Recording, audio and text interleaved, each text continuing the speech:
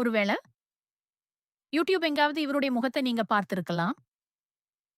சமூக ஊடகங்களில இவருடைய சிறிய காணொளிகள் உங்கள் கண்கள்ல பட்டிருக்கலாம். அல்லது இவருடைய பெயரை ஏதாவது ஒரு விவாதத்தில கேட்டிருக்கலாம். ஆனா, ஜோ ரோகன் உண்மையில யாருன்றது உங்கள்ல பலருக்கு தெரியாமல் இருக்கலாம். ஒரு சாதாரண நகைச்சுவை கலைஞர். எப்படி உலகின் மிகப்பெரிய பாட்காஸ்ட் நடத்துனராக மாறினார்?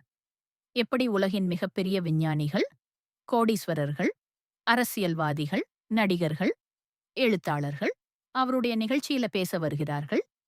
இன்னும் முக்கியமாக, ஒரு மனிதன் வெறும் உரையாடலால் உலக ஊடகத்தின் விதிகளை மாற்ற முடியுமா?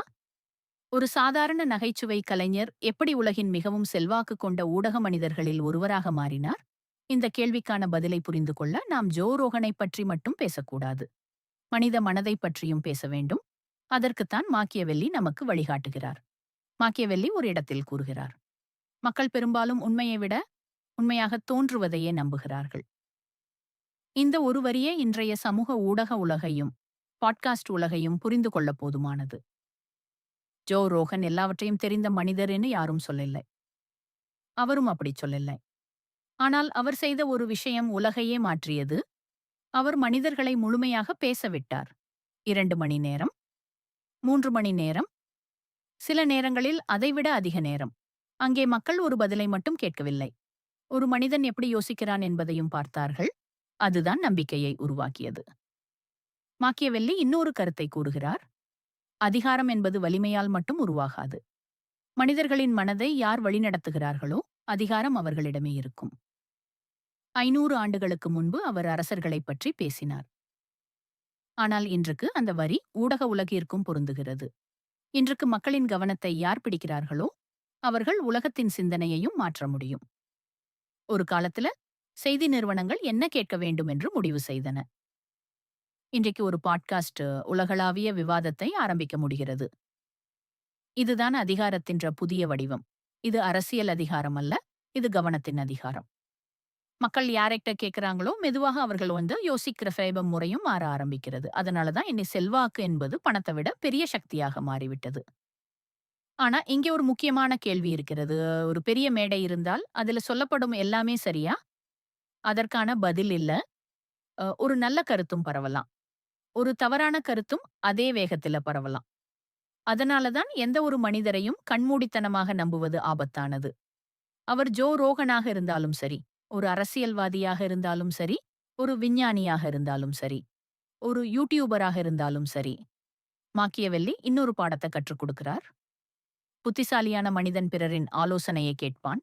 ஆனால் முடிவை அவனே எடுப்பான். இதுதான் இந்த கதையின் மிக முக்கியமான பாடம். கேளுங்கள், பாருங்கள், படிக்குங்கள், விவாதியுங்கள். ஆனால் உங்கள் சிந்தனையை யாரிடமும் ஒப்படைக்காதீர்கள். ஏனெனில் சுதந்திரமான மனிதன் என்பது சுதந்திரமாக நடப்பவன் அல்ல, சுதந்திரமாக சிந்திப்பவன்தான். இன்றைக்கு உலகம் முழுவதும் ஆயிரக்கணக்கான குரல்கள் நம்மகிட்ட பேசுகின்றன. யூடியூப் பேசுகிறது, பாட்காஸ்ட் பேசுகிறது, சமூக ஊடகங்கள் பேசுகின்றன, செய்தி நிறுவனங்கள் பேசுகின்றன, அரசியல்வாதிகள் பேசுகிறார்கள். அனைவரும் உங்களோட கவனத்திற்காக போட்டியிடுகிறார்கள்.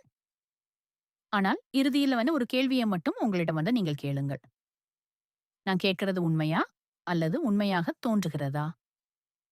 அந்த ஒரு கேள்வியை கேட்க ஆரம்பித்த நாளிலிருந்து யாரும் உங்களோட மனதை எளிதில் கட்டுப்படுத்த முடியாது.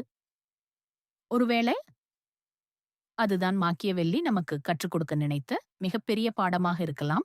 இந்த கதையை முடிக்கிறதற்கு முன் ஒரு நிமிஷம் உங்கள் வாழ்க்கையை பற்றி யோசிச்சு பாருங்க. நீங்கள் இன்றைக்கு காலை கண் திறந்ததிலிருந்து இப்போது வரை எத்தனை மனிதர்களின் கருத்துக்களை கேட்டிருக்கிறீர்கள்? எத்தனை வீடியோக்களை பார்த்திருக்கிறீர்கள்? எத்தனை தலைப்புச் செய்திகள் உங்கள் கண்களில் பட்டிருக்கின்றன? எத்தனை பதிவுகள் உங்கள் மனதில் பதிந்திருக்கின்றன?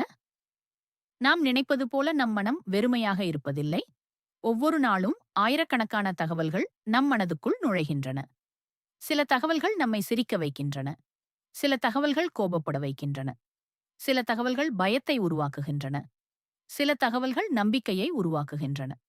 ஆனால் மிகப்பெரிய கேள்வி, இந்த உணர்வுகளை உருவாக்குவது யார்? அதற்கு காரணம் நாமா? அல்லது நாம் தினமும் பார்க்கும் உள்ளடக்கங்களா? மாக்கியவெல்லி கூறுகிறார், ஒரு நாட்டை வெல்ல வேண்டுமென்றால் முதலில் அதன் மக்களின் மனதை வெல்ல வேண்டும். இன்று போர்கள் பழைய காலத்தைப் போல வாளால் மட்டும் நடத்தப்படுவதில்லை. அவை தகவல்களால் நடத்தப்படுகின்றன. கவனத்தால் நடத்தப்படுகின்றன.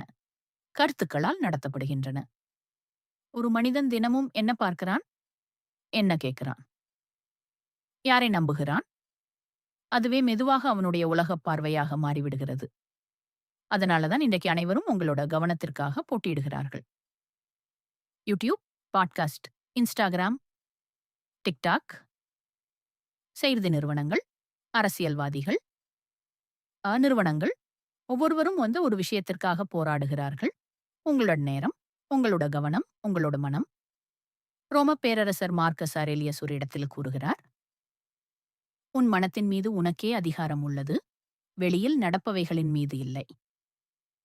இந்த வரி இன்றுக்கு முன்பை விட அதிக முக்கியத்துவம் பெறுகிறது. ஏனெனில் இன்றைக்கு வெளியில் நடப்பது மட்டுமல்ல, திரையில் நடப்பதுதான் நம்மை அதிகம் பாதிக்கிறது.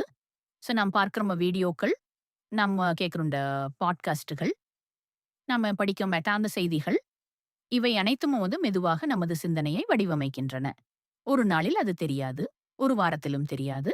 ஆனால் ஒரு வருடம் கழித்து திரும்பி பார்த்தால் நீங்க வேறு விதமா யோசிக்க ஆரம்பித்திருப்பீர்கள்.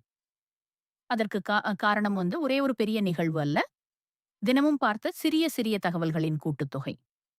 உளவியலில இதை மீண்டும் மீண்டும் கேட்கும் விளைவு என்று கூறுகிறார்கள். ஒரு கருத்தை தொடர்ந்து கேட்டுக்கொண்டே இருந்தால் அது அது உண்மையா இல்லையா என்பதை விட அது உண்மையாக தோன்ற ஆரம்பித்துவிடும். இதைத்தான் பல செல்வாக்கு கொண்ட மனிதர்கள் புரிந்து கொண்டிருக்கிறார்கள். அதனால்தான் அவர்கள் ஒரே கருத்தை மீண்டும் மீண்டும் கூறுகிறார்கள். ஒரே கதையை பல வடிவங்களில் சொல்கிறார்கள். ஏனெனில் மனித மனம் தொடர்ந்து கேட்கும் விஷயத்தை மெதுவாக ஏற்றுக்கொள்ள ஆரம்பிக்கும். இதைத்தான் மாக்கியவெல்லியும் தனது காலத்தில் வேறு வார்த்தைகளில் கூறியிருந்தார். மக்களை ஆள விரும்புபவன் அவர்கள் என்ன நம்ப வேண்டும் என்பதையும் அறிந்திருக்க வேண்டும். அதனால் இந்த காணொளியின் நோக்கம் ஜோ ரோகனை ஆதரிப்பதும் அல்ல, அவரை எதிர்ப்பதும் அல்ல. ஒரு மனிதன் எப்படி உலகின் கவனத்தை வெல்ல முடிந்தது என்பதை புரிந்து கொள்வதுதான்.